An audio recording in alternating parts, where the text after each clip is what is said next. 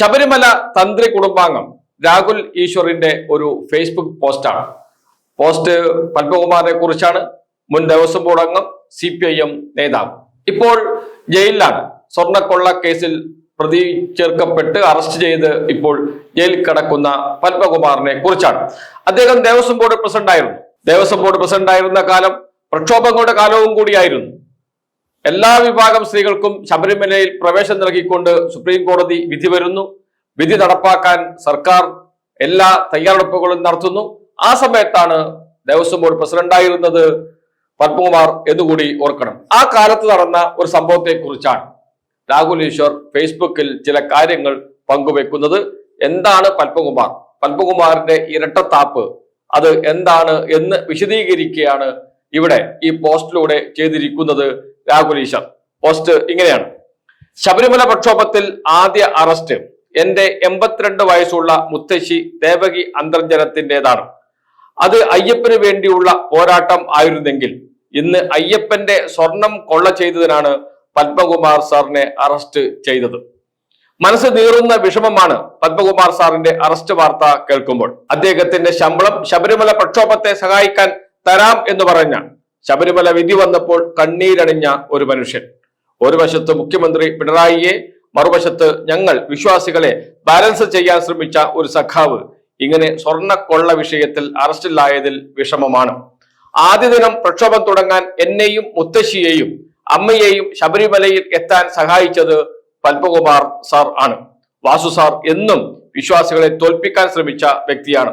Padmakumar sir സമസ്താപരാധം അയ്യപ്പനോട് പറഞ്ഞ് പ്രായശ്ചിത്തം ചെയ്യട്ടെ. ഹൈക്കോടതി ക്ഷമിക്കില്ല, അയ്യപ്പന്മാർ ക്ഷമിക്കില്ല. പക്ഷേ ഈ മുതിർന്ന പ്രായത്തിൽ പത്മകുമാർ സാറിനോട് അയ്യപ്പൻ ക്ഷമിക്കട്ടെ, സ്വാമി ശരണം എന്ന് പറഞ്ഞാണ് രാഹുൽ ഈശ്വർ ഫേസ്ബുക്ക് പോസ്റ്റ് അവസാനിപ്പിക്കുന്നത്.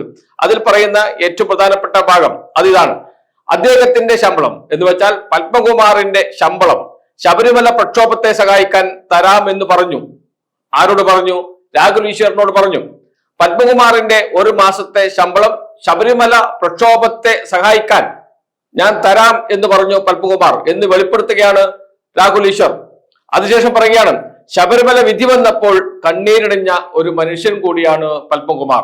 ശബരിമലയിൽ എല്ലാ വിഭാഗം സ്ത്രീകളും കയറണമെന്ന സുപ്രീം കോടതി വിധിക്ക് എതിരെ BJPയും കോൺഗ്രസും ഒന്നിച്ചു നിന്ന് സമരം ചെയ്തപ്പോൾ ആ സമരത്തോടൊപ്പം നിന്ന, മനസ്സുകൊണ്ട് ഒപ്പം നിന്ന, ആ സമരത്തിന് എല്ലാ സഹായവും ചെയ്തു കൊടുത്ത ആളാണ് പത്മകുമാർ എന്നാണ് രാഹുൽ ഈശ്വർ പറയുന്നത്.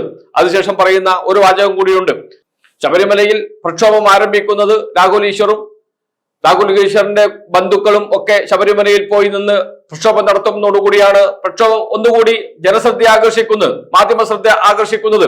അതിനുശേഷമാണ് BJPയും കോൺഗ്രസും ഒക്കെ പരസ്യമായി സമരത്തിന് ഇറങ്ങുന്നത്.